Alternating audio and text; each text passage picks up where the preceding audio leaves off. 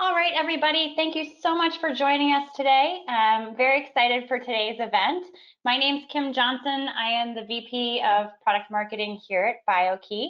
And today I'm joined by a very valued customer of ours, College of the Canyons. And so we'll turn it over to them in just a few moments. Today is all about going through some of these challenges with IAM and being able to solve them, getting things like single sign-on and MFA in place, and why PortalGuard, Biokey's main award-winning IAM platform, is a great solution to do that. So without further ado, I'll jump into some of the housekeeping items before we begin. You are all in listen-only mode. However, I want to encourage you to make sure that you ask your questions using the question panel as part of the GoToWebinar interface. This is live Q&A. I can definitely speak for Hsiawen and Jim Temple that they love having questions from the audience. So please submit them as we go along. Also, a recording and the presentation will be shared following the webinar. So if you have to jump off or any emergencies happen, we'll be happy to send you the recording following the event. Now, before turning it over to College of the Canyons and getting their firsthand perspective, some of you already use Biokey solutions on the call, and then some of you are new to us. So wanted to give you a little bit of an overview, tee up the conversation with some of the solutions that we provide specifically to the FCCC, and then move into College of the Canyons talking directly about their experience. If you're new to us, Biokey, we're a trusted provider of flexible IAM, or identity and access management solutions, with integrated identity-bound biometrics. We offer easy and secure ways to make sure you can authenticate the identity of students, faculty, and staff while they're managing and accessing across devices and applications. We have over 1,000 global customers. You can see some of the names there, but we have over 200 higher education institutions, and I'll go into that in just a few minutes. We've been at this quite a while, over 27 years of experience in IAM and biometrics, with award-winning solutions, strong customer reviews from some of you on the call today, which is greatly appreciated. And also we continue to innovate with over 18 IAM and biometric patents. So all around, just a core provider and have been for decades at this point. Now, some of you are familiar and some of you are hearing about our primary solution for the first time. It's called PortalGuard. If you are familiar with PortalGuard back in maybe 2010 when we first launched the solution, since then acquired by Biokey in 2020, and now PortalGuard has just become this robust, award-winning platform. And so we offer a wide range, probably the widest range of options for these areas. So multi-factor authentication, we do contextual and step-up authentication as well, identity-bound biometrics, self-service password reset, single sign-on, and more. And you can see here we're the only IDaaS platform to include biometric capabilities. Now, I'll stop there for 1 second. I know biometrics are up and coming in education, and so it's really important to note that we offer the biometrics only platform out there, but we also offer a wide range, over 16 different authentication methods. That ranges from things like push tokens with Authy support, Duo support. We have our own mobile auth with Palm Positive that uses a palm scanning technology through a mobile application, and many more that we have to offer. You also see an announcement coming out tomorrow. I'll give a little hint about a whole new line of hardware solutions for authentication that you should keep an eye out for as well. Again, PortalGuard is an award-winning platform. Great reviews on G2 you can check out and hear directly from some of our customers as you will today. Now, one thing we pride ourselves in is being an expert in education. We've been managing and working with customers IAM in higher ed for over 20 years. That's 200 institutions that trust Biokey, but also that includes 55 of your community colleges as part of the FCCC. And also we're very excited to be a CISOA partner in education in 2021. And then also we are on the College Buys contract, and Hsiawen will highlight that in just a little bit. That was one of the deciding factors for them as well as to why they selected PortalGuard. But we really understand higher education. We develop our solutions to customize and support higher education requirements. You can see here some of the reasons customers use us, love us, is about reducing password-related help desk calls by up to 95%. Nobody likes those, about $70 on average to manage those. We're helping customers meet cyber insurance requirements that are now looking for MFA as a standard control, limiting passwords with our single sign-on capabilities, securing remote access, especially students online, doing online campus or online campus access, preventing phishing attacks, and of course, reducing stress and cost for the IT team. The last thing I wanted to highlight to this group as well is how we compare against the competition. Why do customers select us for IAM over competitors such as, let's say, Okta? So first and foremost, as I mentioned, we have been serving higher education for over 20 years and have a wide footprint, not only in FCCC, but across the nation. Also, we offer the widest range of MFA methods, including biometrics. So this really gives you that flexibility. We understand, have deployed MFA for students and faculty and truly understand those higher education workflows. And also, whether you're ready for biometrics or not, it's a sense of future-proofing things for what's coming down the road, right? A lot of these methods, one-time passcodes, SMS, emails are starting to be breached or attacked. And so it's good to have a future path for where you can go with more secure access, such as the biometric. Fully support for, as I mentioned, strong identity management for students, faculty, staff, third parties even. So all your identities can be managed and used through PortalGuard. And then we allow you the choice of deployment. So do you want to have it on-prem, as College of the Canyons currently has, or our IDaaS platform, which is fully hosted in AWS? For higher education, we have specific capabilities that Okta could not support, such as CAS SSO protocol, so that all your applications fit in. We have robust self-service password reset capabilities that come in handy for those peak times during the year when you have new students coming in or new users accessing systems, and a fully customizable interface, which you'll see as well, down to the colors, the font, your background. We really make it part of the college experience. And then finally, and one of the more important things, also Hsiawen will talk about in just a few minutes, is we're affordable and we offer straightforward education pricing. If you look at some of the quotes that are out there, especially for competitors, it's usually just for one piece, such as just SSO or just MFA. We include all of PortalGuard's capabilities, even down to the biometrics, SSO, SSPR, all for one price, and that total price usually comes in at about 50% less than the competition.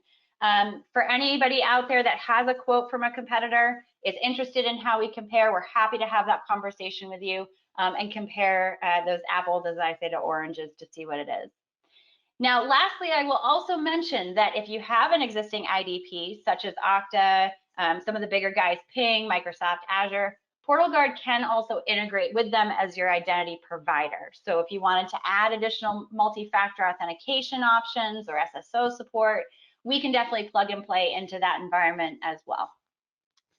All right, and so with that, I will turn it over to Hsiawen and Jim Temple, who are my very honored guests today, and to go into some of their story about how they've used PortalGuard and some practical tips on IAM. Hsiawen and Jim, I'll turn it over to you. Thank you, Kim, and good afternoon, everybody. We're very happy to be here to support Biokey both as a CISWA partner, but also as a great partner for College of the Canyons. Next slide, please.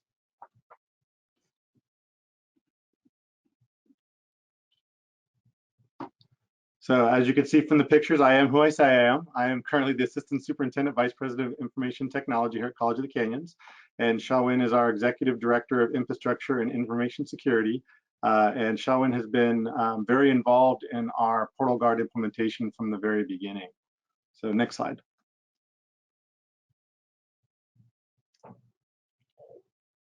So a little bit about College of the Canyons, if you don't know us. We are located in Santa Clarita. We have two campuses. One's on our main campus on Valencia and a satellite campus over in Canyon Country. We have about 20,000 students, depending on the year, and about 2,000 staff members. We're at about 16,000, 16,500 FTES in a typical year. We also have about 5,000 endpoints across the campus between a mix of faculty and staff, or faculty, staff, and students, desktops, and laptops. Next slide.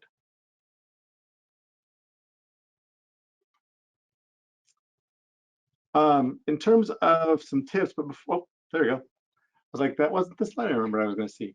One thing I do want to mention before I get into the here's where we are part of it is PortalGuard has been very easy to work with, and Hsiawen will go into a little bit of that. They've been extremely responsive as we work to implement this, which I think we implemented at a very rapid pace considering everything we were trying to do and how quickly we were able to do it. And as Kim mentioned before, they were also very affordable. Hsiawen may or may not choose to say this, but I am extremely cheap. And it takes a lot of convincing to get me to spend the taxpayer dollars on a product. And this was a pretty easy sell for me because when we did a comparison across all the different products out there on the market, PortalGuard was by far had the best pricing for education and offered the best amounts of services and applications and way we could integrate it into our various systems on campus. Speaking of which, so probably very similar to you, we use Canvas as our LMS. About half of you, depending on who's on the call, also use Colleague, Aleutian Colleague, and we've recently rolled out their self-service product. We are a user of Starfish. We are a Microsoft shop, so we use Office 365 for both our employees and our students. Our mobile app is by Ex Libris. It's the Campus M mobile app. And we are also on the Zoom train, as most of you are, through the Palomar Tech Connect Center, and all of that we've been able to integrate with PortalGuard. So PortalGuard expansion, we took the opportunity just before the pandemic started and right through the pandemic to move a lot of our applications over to single sign-on, just because it was getting harder and harder for our students and our employees that were both on ground and online to be able to access resources and remember all the various passwords they had to remember for all the new applications we were rolling out in response to COVID. So as you can see, we did student authentication and password reset.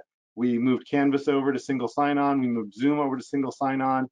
And all along the way, PortalGuard has been there with us for both the technical support aspect and also the training aspect to make sure we knew what we were doing and we knew how to articulate that information to our students and our employees. It made for a fairly seamless transition. I won't say it was perfect because none of you would believe me. We did have some folks that we had a little struggle with. Some people are less technical savvy than others, but we worked through the problems really well, and PortalGuard was there along the way to answer any of the questions we had that came up. And I believe at this point, I'm going to turn it over to Hsiawen. He'll actually tell you how he did what he did and how quickly he was able to do it. I had to find the mute button, my apologies. So thank you, Jim, I appreciate it. So one of the things I want to make sure and note is we actually purchased PortalGuard in May of 2019. I just had to look that up. So it's been up until probably now that we've actually really, and I can confidently say we've moved most of the products that we know about into the system. And obviously, like being in educational IT, we all know that there's shadow IT and all sorts of products we don't necessarily know about. So I am confident saying the ones that we do know about are there. And so this goes for all of our student and staff and faculty applications. So that is the biggest challenge. I know in talking to some of my colleagues at other colleges, there's kind of pieces here and there. And that's kind of that's the hard part, is making sure and taking those last few steps of rolling all the products in. So some of the important highlights that were really, really critical. Planning. As I mentioned, we bought it in May of 2019, and there was not a whole lot of planning being done. So that was really the hardest part. Is I think we came at it from an IT standpoint of how do we roll this program out and tell everybody about how to use it. And so for 2 years, we got a lot of pushback from people saying, "Oh yeah, no, I'm not going to use it because I don't know what that is, and it's going to change things dramatically for us." I think the biggest hurdle that we had to overcome was students. It is by far our largest population and probably very likely the most underserved. I know all of us are understaffed as it is. Imagine trying to support 20,000 students and try to figure out which areas are going to do that. So for the planning process, we really started this hot and heavy, probably sometime last November, October. So who we included in the conversation, since once I took over kind of project management of the piece of it, it was everybody. anyone who would respond to my email, we'd talk about this is what's coming. How can we include you in the conversation? Student services, PIO, instruction, because everything we were going to touch was going to change everything that we use. Moving Canvas in, and I'll be completely honest, we moved Canvas in and then right back out again because there was challenges, and it was one of those things that we didn't know what we'd find until we got there. The biggest, scariest point was getting WebAdvisor moved over. For those of you who are colleague schools, we were still using WebAdvisor early, or actually in the spring of this year, and WebAdvisor we were using for password reset. Planning for how we were going to handle student password reset was monumental. It took us weeks just to put the plan together, and so planning is critical because we needed that focus and that feedback from our student services areas. Again, what are you going to do? What are we rolling in? What products are we going to be using? What is the biggest, scariest piece of the puzzle? And again, for us, it was WebAdvisor, because once we take that piece away, students can no longer reset their passwords. How are we provisioning accounts? Because the process was automated before when we were using Colleague to provision WebAdvisor accounts. Now that we're moving into an Active Directory model, how are we creating that process? So making sure to bring in our enterprise applications crew was critical. And the unexpected challenges that came from that was we actually lost our MIS director in November of last year, October of last year, and then our enterprise systems director in January of this year. And we actually launched the product in February of this year. So it was a lot of sleepless nights, throwing things against the wall and hoping everything would work. And losing those two managers was actually the bulk of the knowledge in PortalGuard. Like they those former managers actually managed the product itself. So our teams that were left behind had to basically spin up really fast and get really good at it within a few weeks. And the nice thing is PortalGuard is actually a relatively easy product to manage. And as Jim had alluded to earlier, their support team is fantastic. I mean, we were throwing questions at them left and right.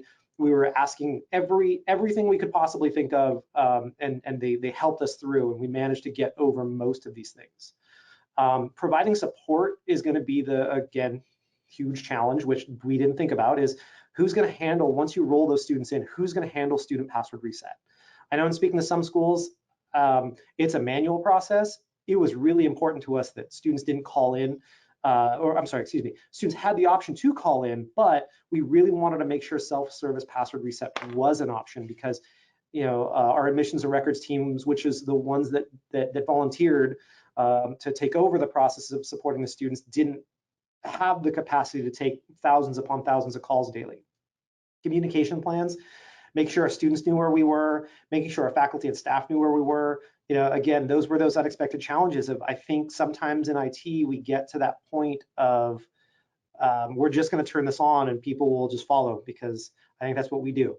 And so making sure that we are keeping everybody in the loop, communicating every change, dates, timeframes, asking for feedback, that was absolutely critical. And again, a lot of this real good conversation didn't start till towards the end of last year. So that's important. Some of the things that we wish we knew and we're still working through now. So we're still working on two-factor authentication. It's there, it's available. We've turned it on for both our students and our faculty. We've learned interesting things, like people have turned it on already and are using it. We ran into some problems with things like the fact that we are using mail relay to send text messages. And so when our on-campus mail relay goes down, we can't send any two-factor authentication notifications. So that's kind of tough. It's little things that we learn through the course of process, which I kind of wish we knew beforehand. We're working on redundancy and load balancing. Again, those are things that we do have. We do have 2 servers spun up. We're looking towards high availability. I know Kim and her counterpart Mark over there really want us to look at the IDaaS solution. And maybe we will, who knows? But as Jim had alluded before, the on-prem product is really affordable. I wanted to call him cheap, but he already did it, so he took that away from me, and I'm very sad. And again, so the decisions, the reason it came down to it, so PortalGuard supported all of the things that we needed them to do. In looking at it, they were going to support, or the basic authentications supported pretty much everything we were looking at implementing. So it was kind of a no-brainer, especially when it came down to that price. So it was an easy sell to my VP over here. So in rolling it out and then implementing it, it was actually relatively easy. Things we actually found out by accident, because again, we made a decision based on how cheap the product was, is again, customer service is fantastic. I cannot speak higher of their customer service teams. Getting back to us almost immediately when we submit trouble tickets, hand holding. I mean, when we did our cut over for Web Advisor in February, we started work at 5 a.m. Their teams were online with us the entire time we were doing the cutover. And so as we were hitting problems, they worked us through them. They figured them out for us, and they didn't actually charge us extra for that process. It was included as a part of the process to get us cut over. I assume it's because we're such a great customer. Jim is cheap, PortalGuard's affordable. You called PortalGuard cheap. Jim is cheap, PortalGuard's affordable. I apologize. So it's inexpensive. So, but yeah, so their customer service is fantastic. And again, as I mentioned, we lost the bulk of who managed the product itself. And in a matter of a couple of weeks, we did figure it out on our own. Again, that also comes down to their teams, their support teams. Everything about it is customizable. And then self-service password reset. If you're not using this, you get on the bandwagon. It is fantastic, and it is a part of our process. So now, in all these meetings that we get invited to, the first thing out of my mouth is, does it do SSO? Oh no, it doesn't. It's like, okay, we should probably pick something else then, because then you'll have to manage the user accounts on your own, and that would be really terrible. So that's a part. Now, luckily, it's a part of our institution's thought process. Is when we go to purchase a product, if it's an integrated product, does it support SSO? Yes or no? If they say no, then our IT team is probably going to make us do more work. And then again, what would we have done differently? We had a short time to get this product up and running. I mean, the tip one, have a plan. Having a product sitting there for 3 years, not really doing a whole lot. Yeah, not really doing a whole lot. I think you take for granted that it's there. I think you're continuing to pay for a product, and you're not utilizing it to its full extent.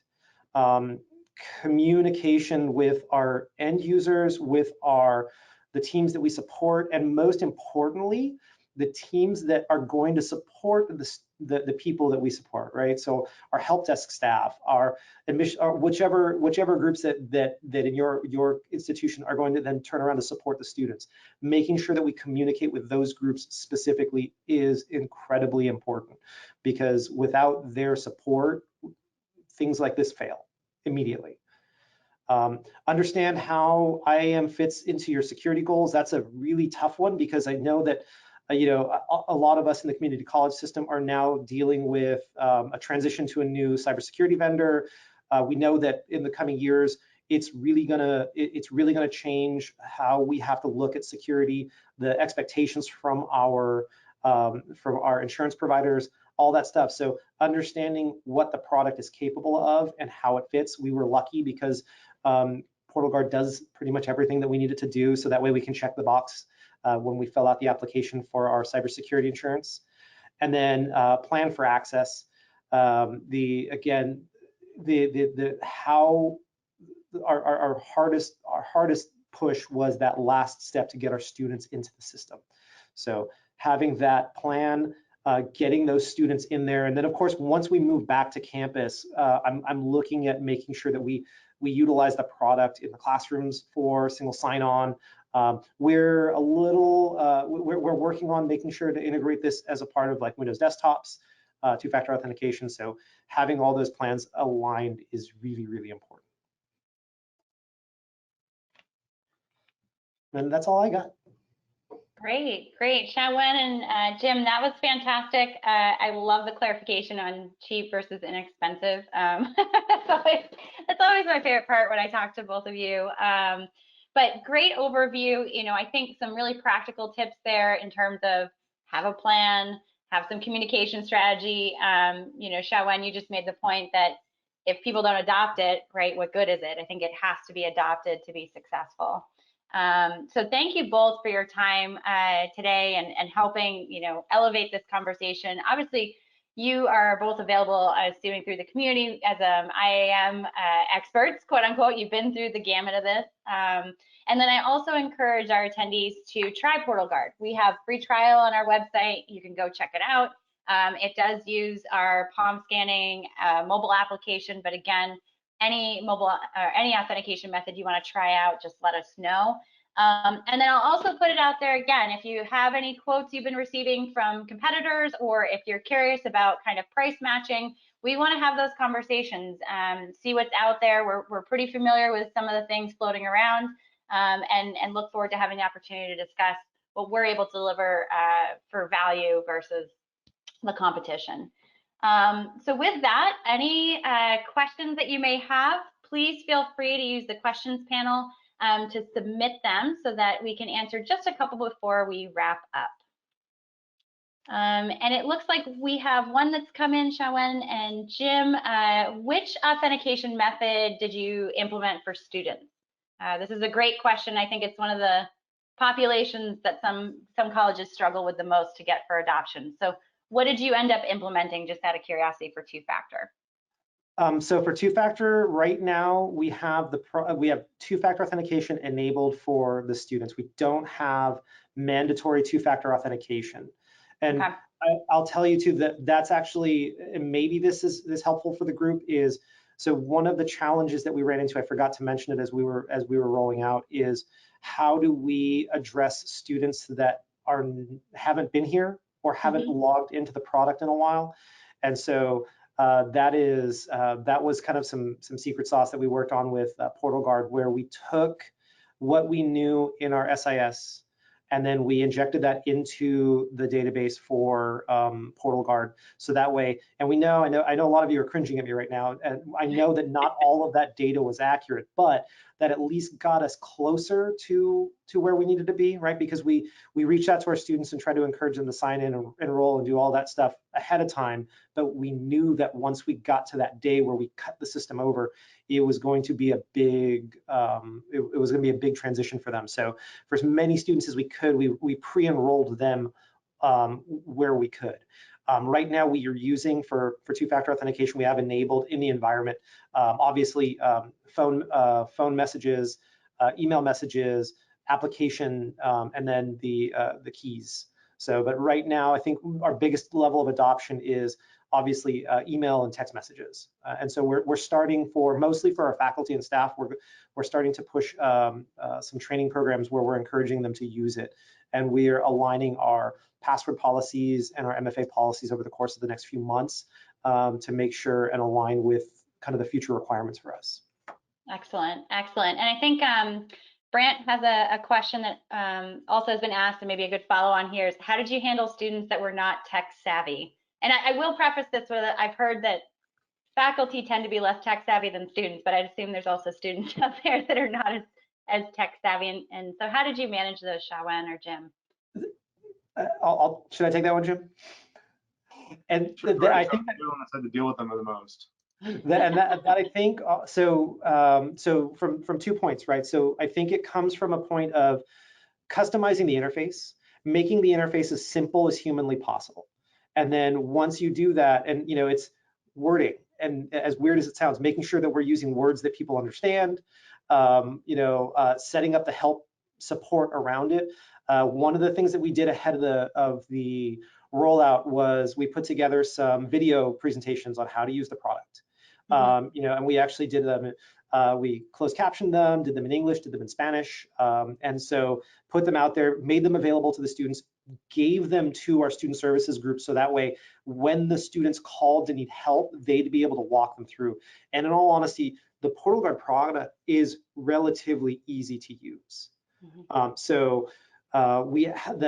think the biggest challenge that we had was just people who didn't want to do it, not necessarily that they couldn't do it.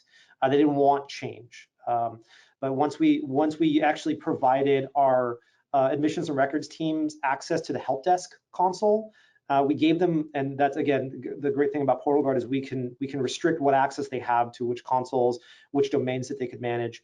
It gave our admissions and records team the ability to directly facilitate the students being able to log in. So rather than them having to wait for us to call them back to reset a password on their behalf, they could reset a student password, or they could clear PortalGuard 2FA items that were not supposed to be there. Yeah, I remember you talking about that when we were preparing for this discussion, was just empowering other departments to use those self-service capabilities. And so it's key. We also have a help desk console. So for people that are on the help desk staff, they can use that to perform certain actions for users. And the other thing I'll mention from the customization perspective, and I'm not sure, Hsiawen and Jim, if you have this implemented, but we have some customers that customize that UI and actually include instructions right on that login page. So, want more help or look here for detailed step-by-step. You can customize PortalGuard to that degree to even have links and pages and things that help people know how to use the authentication method you have in place. And then another question, Sean, you were asking about how easy is it, and this is more for existing PortalGuard customers, how easy is it to go from on-site to IDaaS? From an ease perspective, it's very easy to set up PortalGuard IDaaS, and our team, as we mentioned, phenomenal support, full project plan to migrate you over to it. It's not a lengthy process. A lot of times what we found with customers specifically in education, it's just a matter of you being ready and your team having some of the time to dedicate to do that. But otherwise, we can really spin up and migrate you over within a matter of weeks. So very easy, very quick to do. And then, of course, the other conversation that usually comes up with our existing customers or anybody going from on-prem to IAM is moving into more of that subscription and cloud-based model. We still offer education pricing, and as mentioned, from what I've seen, 50% or even less than that from the competition that's quoting out there today. All right, so looks like that's all the questions we received at the moment, and we've run up right against time. Wanted to make this just a nice quick overview for everybody out there.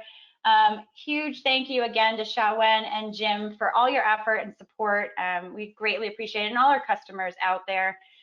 The last thing I'll mention also is we will be at EDUCAUSE this year, virtually and in person, booth 638. So if you're going to be there or want to stop by, we would love to have you come meet us in person or virtually if that's where you're going to be attending. So hope to see everybody there. We'll send out the recording shortly after this presentation. And thank you all so much. And Hsiawen, Jim, thank you so much as well. Thank you. Thank you. Have a good one. Thanks.